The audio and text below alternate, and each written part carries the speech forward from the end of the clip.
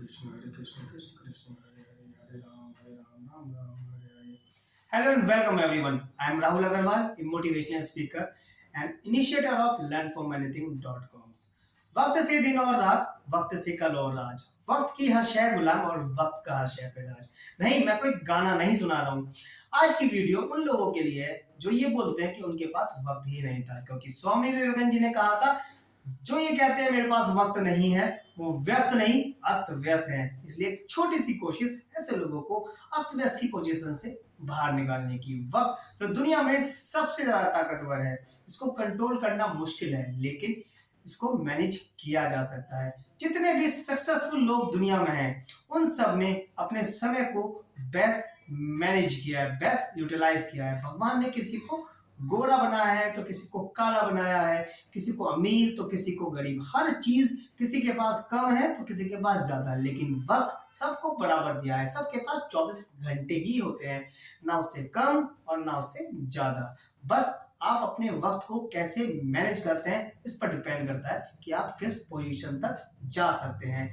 अगर आप वक्त को मैनेज नहीं कर पाते हैं तो आपकी पोजीशन तो नसीब के ऊपर बेस होती है। अगर आप अपने वक्त को मैनेज करते हैं और उसके हिसाब से मेहनत करते हैं, प्लानिंग करते हैं, तो आप अपने सपनों को डेफिनेटली पूरा कर पाएंगे।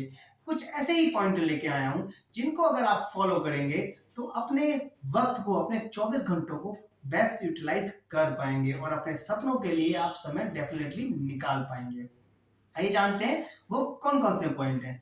सबसे पहले तो आप अपने एक गोल सेट कीजिए, क्योंकि बिना गोल के आप ऐसे हैं जैसे कोई नाव समुद्र में तैर रही हो, लहरों के साथ तैर रही हो। उसको यही नहीं पता किसको जाना कहाँ है। जहां उसको लहरें ले जाए वो वहां चला जाए। हो सकता है वो अपने टारगेट पर पहुंच जाए, हो सकता है ना भी पहुंचे। वो डिपेंड करता है नसीब के ऊपर। तो आप अपने आप को नसीब के ऊपर मत छोड़िए। आप अपने आप को अपनी मेहनत के ऊपर, अपनी प्लानिंग के ऊपर के साथ लेके जाइए। नसीब जो भी हो वो बात की बात है, लेकिन प्लानिंग, प्रॉपर प्लानिंग और प्रॉपर डायरेक्शन बहुत जरूरी होता है। इसलिए एक गोल सेट कीजिए, लॉन्ग टर्म गोल और एक short term goal. Short term goal मेरे हिसाब से 24 घंटे का ही होना चाहिए, क्योंकि 24 घंटे बाद हम एक नई ऊर्जा के साथ, एक नई माइंडसेट के साथ वापस आते हैं, क्योंकि हाँ, दिन रिफ्रेश होता है और दिन के साथ माइंड और बॉडी भी रिफ्रेश होती है। इसलिए 24 घंटे का टारगेट रखिए और उसके हिसाब से आप आगे की प्लानिंग कीजिए। जब आप अपना एक गोल सेट कर लें तो उसके बाद आप अपने टाइम को एक वैल्यू दे सकते हैं, एक मॉनेटरी वैल्यू दे सकते हैं। वो बहुत जरूरी होती है, उसका बहुत फायदा आपको आने वाले समय में मिलने वाला है। वो आप क्या देंगे वो आपको देखना है, और दुनिया में आपके वक्त की वैल्यू आपसे अच्छा कोई भी नहीं लगा सकता। इसलिए किसी से पूछने की जरूरत नहीं है, सिर्फ अपने आप से पूछिए, क्योंकि आप जानते हैं कि आप कितने वैल्यूएबल हैं, आपका समय कितना कीमती है, और इस हिसाब से अपने समय को एक वैल्यू दे दीजिए। और जैसे जैसे आप अपने आप को अपडेट करते जा रहे हैं, अपने समय की जो मॉनेटरी वैल्यू उसको भी बढ़ाते चले जाइए। उसके फिर इससे बहुत फायदा मिलेगा, इससे आप अपने काम को मैनेज कर पाएंगे। उसके बाद आपको करना क्या है कि आप अपनी डेली एक्टिविटीज को स्कैन कीजिए कि आप दिन में क्या क्या काम कर रहे हैं, और एक हफ्ते तक स्कैन कीजिए। एक हफ्ते तक नोट कीजिए कि आपने कब क्या किया है और उसमें कितना टाइम बर्बाद किया है या कितना टाइम यूज किया है। और जब आप एक हफ्ते तक ये लिस्ट बनाएंगे, 7 दिन तक ये लिस्ट बनाएंगे, तो आप देखेंगे कि उसमें बहुत सारे काम ऐसे होंगे जो आपको करने ही नहीं थे, जिन्होंने आपका समय पूरी तरीके से बर्बाद किया है। और आप उन सब कामों को अपनी लाइफ से वैनिश कर दीजिए, और फिर देखिए कितना समय आपको एक्स्ट्रा मिल जाएगा अपने सपनों को पूरा करने के लिए। और जब आप ऐसा कर लेंगे तो आपके अंदर एक अलग कॉन्फिडेंस आना शुरू हो जाएगा। अब नेक्स्ट पॉइंट है कि नेक्स्ट डे क्या करना है, इसकी लिस्ट आप पहले से ही बना लीजिए। आज रात को उसकी लिस्ट बना लीजिए कि मुझे कल क्या करना है। उससे आपको एक प्रॉपर डायरेक्शन मिलेगी, और दूसरा, जब आपके पास एक प्रॉपर डायरेक्शन होगी तो आपका जो माइंड है वो भी कूल रहेगा, शांत रहेगा, और उससे आपकी जो प्रोडक्टिविटी है वो भी इंक्रीज होगी। इसलिए मुझे कल क्या करना है इसकी लिस्ट आप पहले ही बना के रख लीजिए। और जो भी आपने लिस्ट बनाई है उसको आप 4 डिफरेंट कैटेगरीज में कैटेगराइज कर लीजिए। वो डिफरेंट कैटेगरीज कौन कौन सी है? मोस्ट इंपॉर्टेंट और मोस्ट अर्जेंट वर्क, सबसे टॉप प्रायोरिटी आपकी मोस्ट इंपॉर्टेंट और मोस्ट अर्जेंट वर्क की होनी चाहिए। वो कोई भी हो सकता है, वो आपको देखना है कि आपके सपनों के हिसाब से, आपके प्रोफेशन के हिसाब से वो कौन से ऐसे काम हैं जो सबसे ज्यादा जरूरी हैं और सबसे ज्यादा अर्जेंट भी हैं। आप सबसे पहले ऐसे कामों को खत्म कीजिए, क्योंकि यही वो काम है जो आपके दिमाग पर सबसे ज्यादा प्रेशर क्रिएट करते हैं और आपको सबसे ज्यादा अचीव भी कराते हैं, और इसलिए उन कामों को आप सबसे सबसे पहले खत्म कर लीजिए।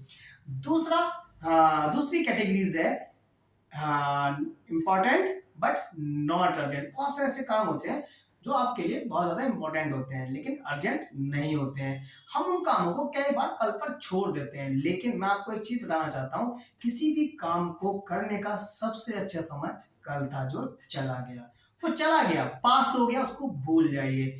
अब उस काम को दूसरा सबसे अच्छा करने का समय आज है, इसलिए उस काम को आज कीजिए। उस काम को कल पे कभी मत छोड़िए। अगर आपने आज उस काम को आपने कल पे छोड़ा तो वो काम कभी नहीं होगा। इसलिए जो काम आपके लिए जरूरी है उसको आप आज ही निपटा लीजिए। अर्जेंट है या नहीं है वो एक बात की बात है।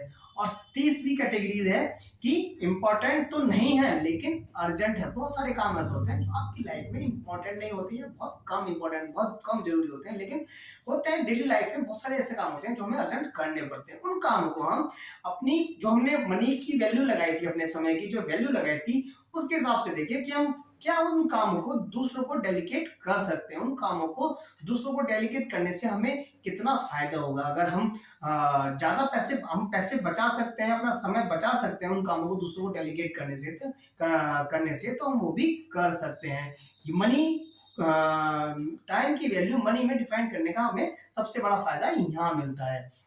और चौथी जो कैटेगरी है वो है जरूरी भी नहीं है और अर्जेंट भी नहीं है। ये फालतू के काम होते हैं, जैसे मूवी देखना, गेम खेलना, फेसबुक और व्हाट्सएप चैट करना, सोशल मीडिया पर अपना समय बर्बाद करना और दोस्तों के साथ गपशप मारना, ताश खेलना। बहुत सारे काम ऐसे होते हैं जो आपके लिए ना तो जरूरी है और ना ही अर्जेंट है, और उन कामों को आप अपनी लिस्ट से हटा ही दिए तो ज्यादा अच्छा है। लेकिन कभी कभी आप लाइफ को रिलैक्स करने के लिए, माइंड को रिलैक्स करने के लिए एंजॉय कर सकते हैं, लेकिन वो भी तब जब आपके पास उसको करने का समय हो। अगर अदरवाइज आप अपने सपने को पूरा करने के लिए ही समय दीजिए, और आप जब ऐसा करेंगे तो आप देखेंगे कि आप बहुत सारा समय अपने सपने को पूरा करने के लिए बचा रहे हैं। तो आपने जो एक टारगेट सेट किया था अपने सपने को पूरा करने के लिए 24 घंटे का, उस काम को आपने सबसे पहले निपटा लिया। दिन के शुरुआत में ही आपने उस काम को निपटा लिया, और बाद में आपकी प्रॉपर प्लानिंग की वजह से आपके पास लास्ट में भी उस काम को करने का बहुत सारा समय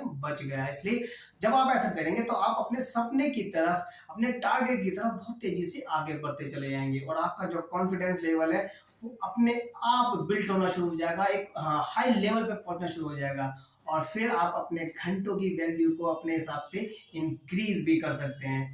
एक चीज और, जब आप प्लानिंग करते हैं नेक्स्ट डे मुझे क्या करना है, उस प्लानिंग में आप एक चीज का ध्यान जरूर रखिए। आप अपने दिमाग और अपने शरीर को फिट रखने के लिए प्लानिंग जरूर कीजिए। हर घंटे थोड़ा सा टाइम, 1 2 3 मिनट आप अपने माइंड और बॉडी को रिलैक्स करने के लिए दे सकते हैं। वो कैसे कर सकते हैं, इसके लिए मैं ऑलरेडी वीडियो बना चुका हूं, जिसको आप मेरे यूट्यूब चैनल पर जाकर देख सकते हैं। क्योंकि माइंड को और बॉडी को रिलैक्स करना बहुत जरूरी होता है, और जब आप अपने माइंड को और बॉडी को रिलैक्स करते हैं तो आप एक नई ऊर्जा के साथ अपने काम के, अपने टारगेट की तरफ बढ़ सकते हैं। दूसरा, हर हफ्ते मेरी वीडियो जरूर देखिए, क्योंकि मेरी वीडियो में आपको कुछ ना कुछ सीखने को जरूर मिलेगा। और मिलते हैं ऐसी ही वीडियो के साथ, तब तक के लिए हरे कृष्ण।